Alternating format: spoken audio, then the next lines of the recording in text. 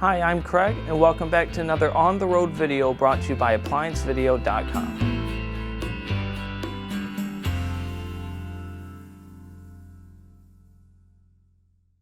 Today, we'll be taking a look at this Whirlpool top freezer refrigerator. We will show you how to remove and replace your evaporator fan motor. Now, let's begin your repair. Stop. Before beginning any repair, always be sure to disconnect the power to the appliance. It is also recommended to test the outlet for the proper voltage. The tools needed for this repair is a small flat blade screwdriver, a number 2 Phillips screwdriver, and a 1/4 inch nut driver. To access the evaporator, first we will have to remove the shelving inside. You'll have to push back, lift up, and pull forward. Set it aside.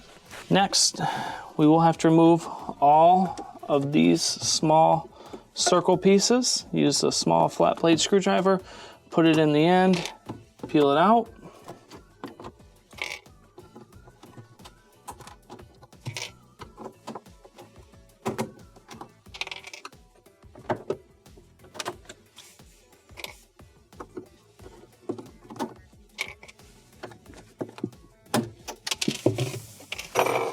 Next, we will remove the cover here. This is where your ice maker Molex will be. Take out the screw, slide out, slide the cover inside. Next, use your 1/4 inch around the perimeter where all of the small tabs were to remove the 1/4 inch screws.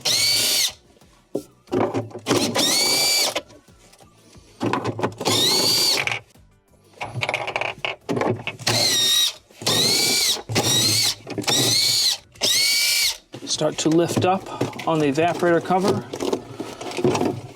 pull it out,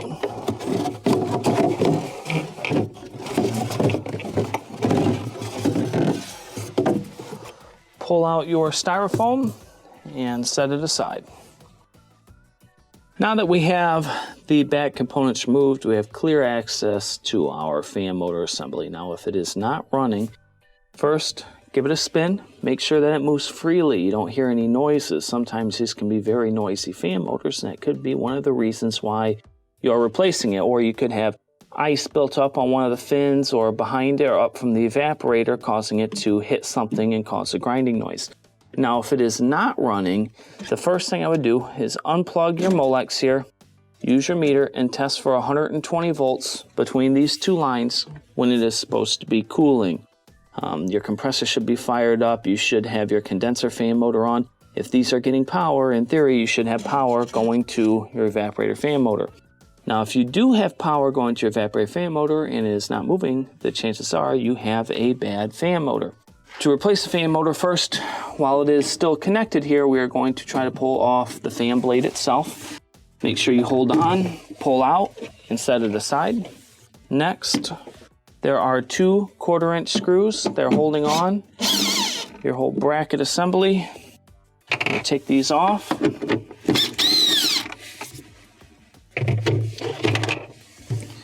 Start to pull out on the assembly.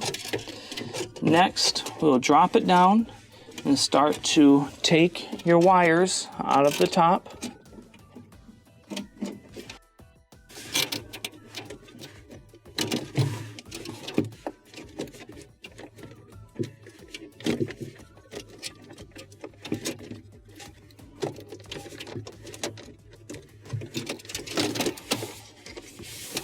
Bring it back down. We do have a ground connector attached to it. Disconnect this ground Molex. If it's stiff, just use something to kind of pry it up.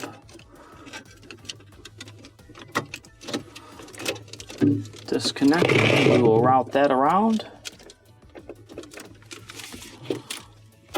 Now we have just this assembly here.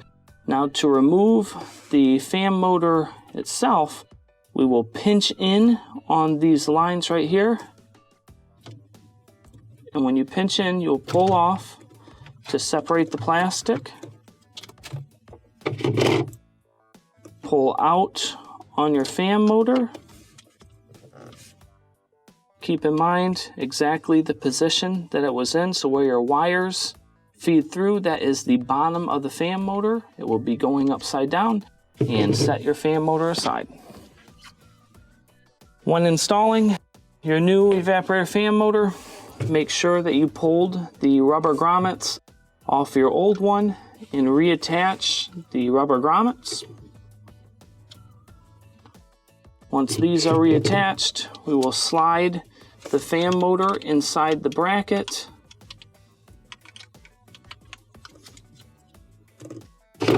Get our holding piece here.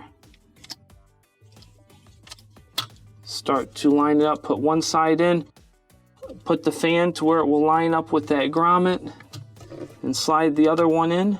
You may have to give a jiggle to the fan motor so it holds in tight, and you can see the grommet is in on the front as well as in on the back. Make sure everything looks secure. Next, the first thing we will do is reconnect our ground. Slide that in. We will start to put it in place.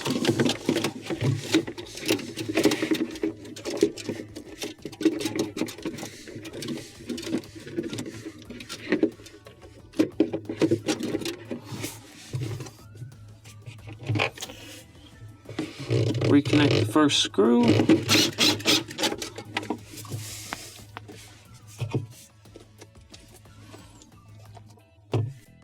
You will have to move this until you see the screw hole and attach the second screw.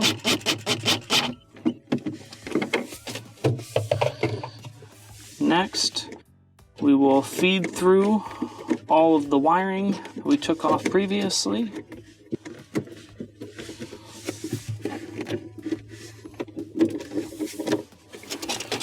Reconnect our Molex, as well as reattach our fan blade.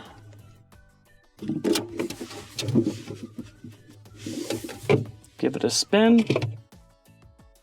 Now we can reinstall the back cover. To reinstall your back cover, first we will put in the middle portion. You'll notice it will slide down into the styrofoam and push back. It should line up with the screw holes on the back wall. Next, bring in your back panel.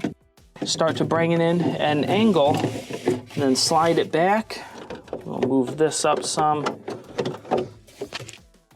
Slide it back in until it drops in place. Push in on the corners. Make sure you can see the screw holes in the back so you're not working blind on there. We'll go ahead and set a couple of screws in.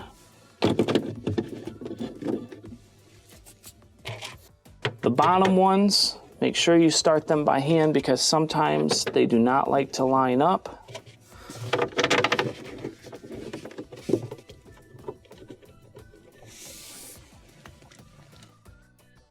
Go through and give them a tighten.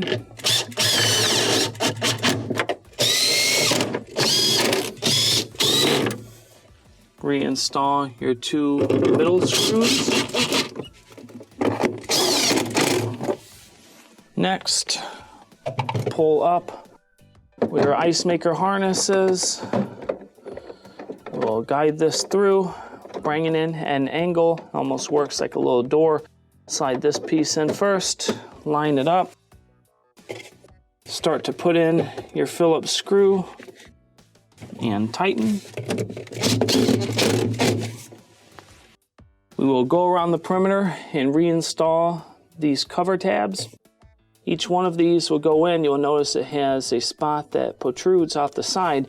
It will correspond with the notched area on the plastic. Now, when you're putting them in, sometimes this plastic likes to bend. Just be cautious, kind of move it around and get them correctly in place.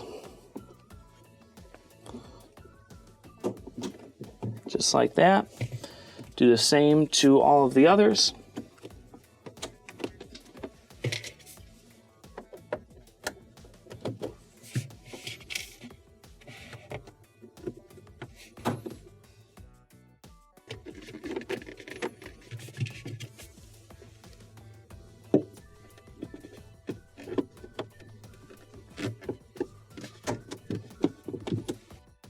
Next, reinstall your shelving.